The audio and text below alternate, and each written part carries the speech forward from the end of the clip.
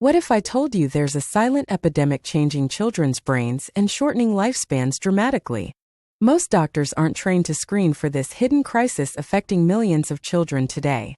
What if your brain treats trauma like a bear attack?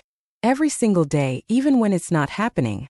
Imagine a child flinching at raised voices or staring blankly in class, signs often misunderstood.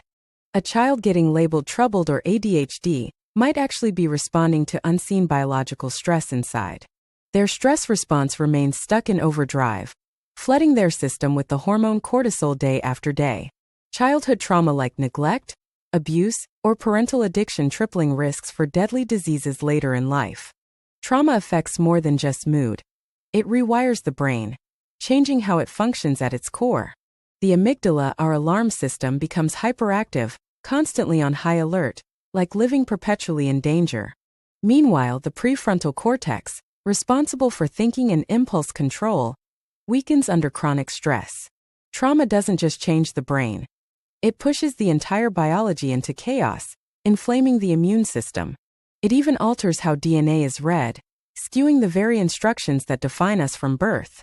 This physiological rewiring explains why traumatized children often appear impulsive or detached. Dr. Nadine Burke-Harris found that 9 out of 10 children with ADHD had experienced severe trauma. Understanding this, she realized treating trauma directly can heal the biological damage, more than just medication. The biggest secret? Trauma isn't a mental health issue alone. It's a public health crisis with biological roots.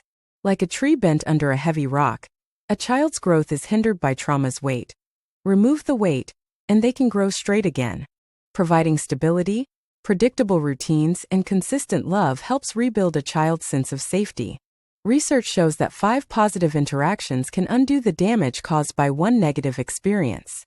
Even small routines like a favorite bedtime song act as signals of safety to a child's nervous system.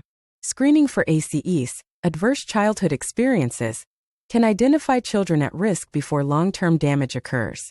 Addressing trauma also involves building resilience through mindfulness, exercise, and art therapy. Resilience rewires the brain's responses, creating healthier pathways over time. When did you first realize your childhood shaped your health?